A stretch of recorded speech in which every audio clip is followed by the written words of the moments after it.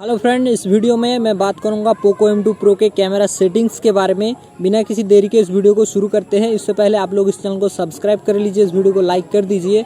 इस मोबाइल की camera settings जो है उसमें बहुत सारे ऑप्शंस है, इसलिए वीडियो थोड़ा लंबा हो जाएगा।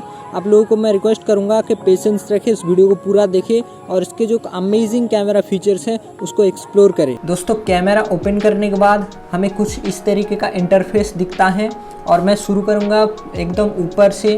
ऊपर लेफ्ट साइड में सबसे पहले जो साइन है वहाँ पे फ्लैश का साइन दी गई है, वहाँ पे मैं क्लिक करूँगा।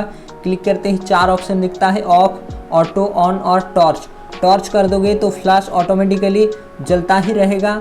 जब कैमरा ऑन होगा वो फ्लैश स्टार्ट हो जाएगा और कैमरा ऑफ होने के बाद बंद होगा।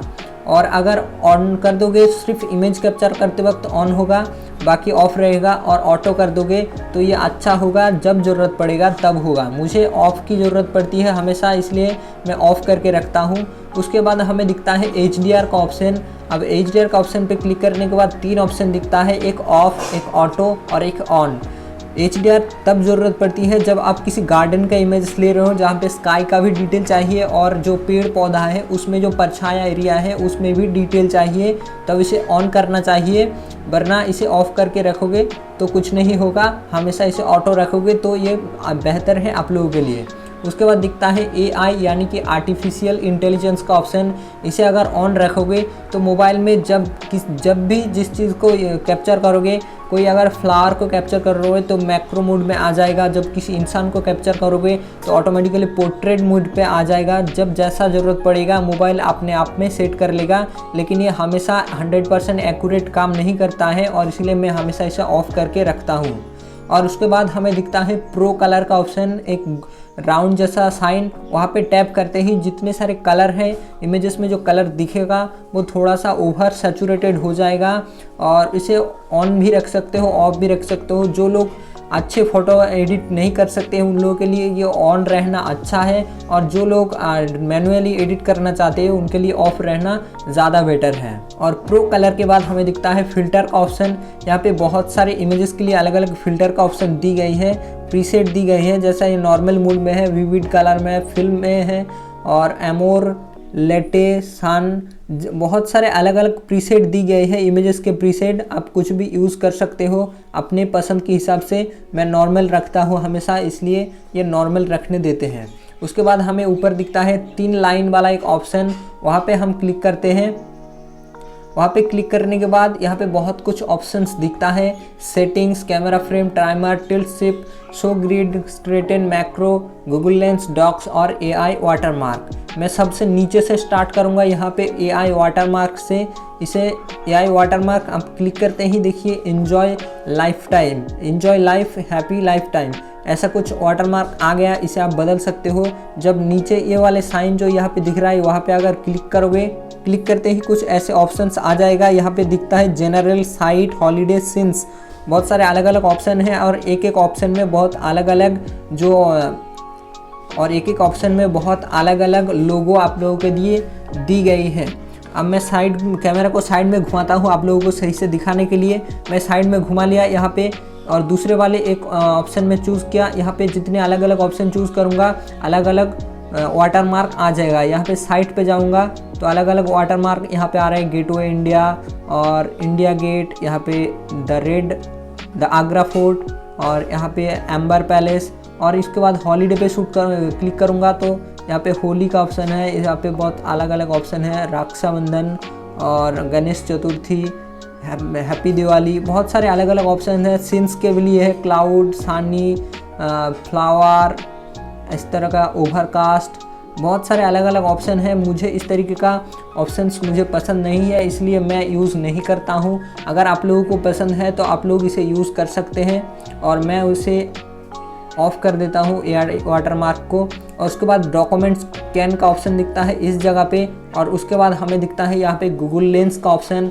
गूगल लेंस का जो एप्लीकेशन है अगर किसी ने यूज़ किया है तो उन्हें पता चलेगा ये कैसा काम करता है। आप किसी भी चीज़ को इमेज में कैप्चर करोगे और वो सर्च पे आ जाएगा गूगल में, और सर्च करने के बाद उसी चीज़ का बहुत अलग अलग और रिजल्ट दिखाए जाते हैं और कुछ इन्फॉर्मेशन भी उसके बारे में दिए जाते हैं, और ये होता है गूगल लेंस। उसके बाद मैक्रो का ऑप्शन दिए जाते हैं। मैक्रो में टैप करोगे तो देखिए मैंने मैक्रो में जब ऑन किया मैक्रो तो दूर में जो चीज़ है वो ब्लरी हो गया, ठीक से कैप्चर नहीं हो रहा है। इसे ऑन करोगे तो मोबाइल की जो मैक्रो लेंस है वो एक्टिव हो जाएगा और वहाँ से इमेजेस कैप्चर होगा। इसके लिए आपको कोई भी चीज़ जब सामने से शूट करोगे तो वहाँ पे मैक्रो का ऑप्शन ऑन रखना चाहिए। जैसे कि मैं मैक्रो ऑन किया और यहाँ पे चला गया तो यहाँ पे देखिए यहाँ पे बहुत अच्छे से फोकस कर रहा है, लेकिन बाकी एरिया ब्लर हो रहा है। अगर मैं इसके कैप्चर करूँगा तो एकदम बहुत ही अच्छे से कैप्चर होगा। एक मैक्रो लेंस जिस तरह से काम करते हैं उसी का ऑप्शन दी गई है।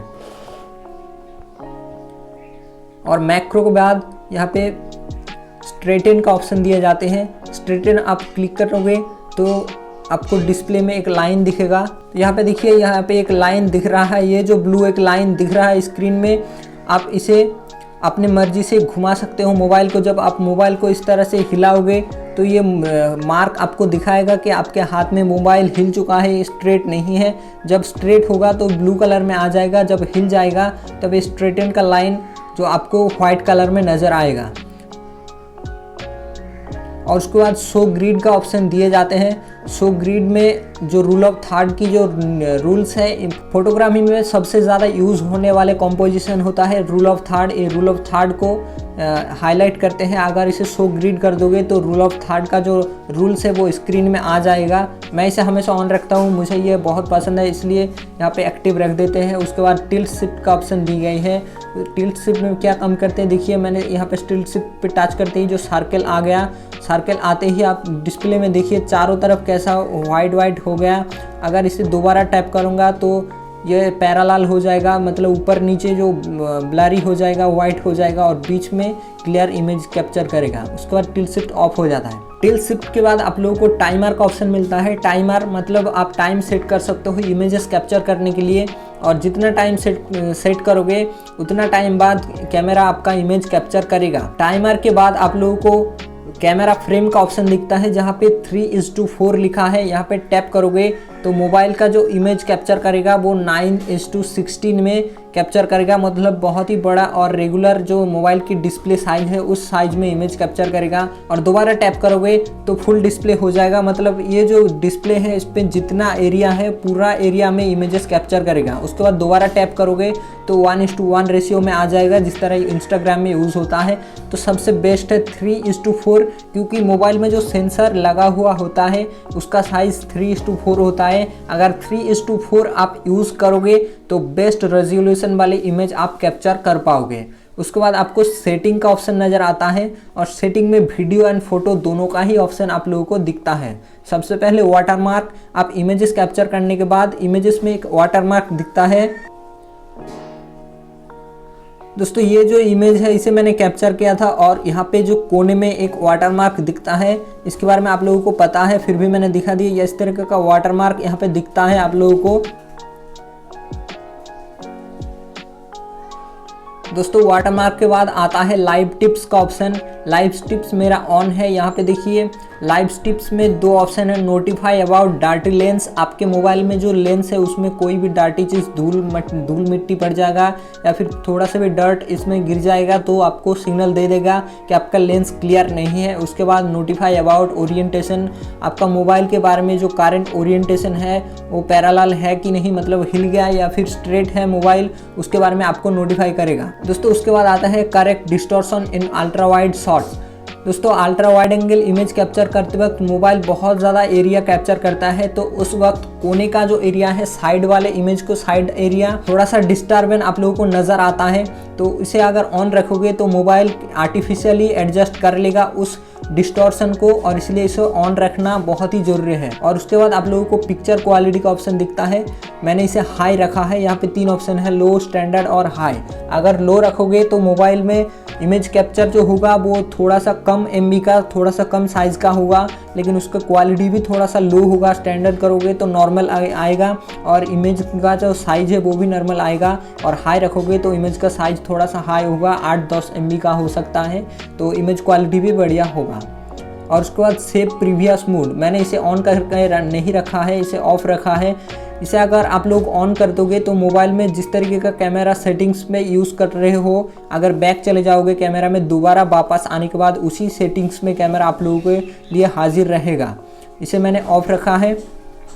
और वॉल्यूम बटन फंक्शन, मैंने इसे शटर बटन की तरह यूज़ किया है, मतलब वॉल्यूम बटन जो है कैमरा ऑन रहते वक्त अगर दबाओगे तो इमेज कैप्चर करेगा। अगर इसे आप अलग अलग सेटिंग्स करना चाहते हो, बदलना चाहते हो, जैसे वॉल्यूम बटन की तरह ही यूज़ होगा कैमरा चलते वक्त भी। उसके बाद जूम करने के लिए भी इसे यूज़ कर सकते हो और शटर काउंटडाउन के लिए भी यूज़ कर सकते हो दोस्तों। उसके बाद फोकस एंड शूट का ऑप्शन दिए जाते हैं।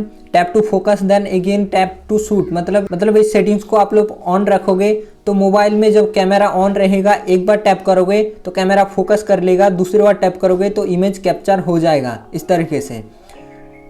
तो दोस्तों उस सेटिंग्स को आप ऑन रखोगे तो इमेज कैप्चर करने के लिए थोड़ा सा आप लोगों को इजी हो जाता है, लेकिन मैं इस तरह से इमेज शूट करना पसंद नहीं करता हूँ, इसलिए और मेरा ऑफ है। और उसके बाद press and hold shutter button का ऑप्शन दी गए हैं, मतलब आप मोबाइल के जो शटर बटन है उसे प्रेस करके रखोगे तो मोबाइल कौन सा काम करेगा। यहाँ पे 2 ऑप्शन मोबाइल में दी गई हैं, एक आप दबाओगे तो फटाफट फट फट फट करके 1 सेकंड में बहुत सारी इमेजेस कैप्चर कर लेगा, वो वाले सेटिंग, या फिर आप दबा के रखोगे तो किसी भी चीज़ को फोकस करेगा, वो वाले सेटिंग। आपको जो पसंद है वो आप लोग रख देना। और उसके बाद स्कैन QR कोड का ऑप्शन है, अगर कोई भी QR कोड है आप मोबाइल के कैमरे से ही उसे स्कैन कर सकते हो, वो वाले सेटिंग्स मैंने ऑन करके रखा है।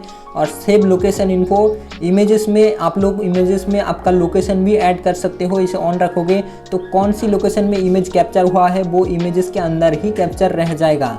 उसके बाद कैमरा साउंड का ऑप्शन दी गई है, पॉकेट मोड है, और उसके बाद एंटी बेंडिंग का फीचर्स दी गई है। एंटी बेंडिंग में 4 ऑप्शन है। एंटी बेंडिंग एक बहुत ही अमेजिंग फीचर है जो आप लोगों को डिजिटल कैमरा में, यानी कि DSLR मिररलेस जैसे कैमरा में देखने को मिलता है, या फिर बढ़िया बहुत ही अच्छे फ्लैगशिप फ़ोनों में देखने को मिलता है। अब जब नाइट में इमेजेस कैप्चर करते हो तो इमेजेस क्वालिटी नेचुरल लाइट जैसा नहीं होता है, थोड़ा सा अलग हो जाता है, डिफरेंट क्वालिटी का हो जाता है, थोड़ा सा डल क्वालिटी का हो जाता है।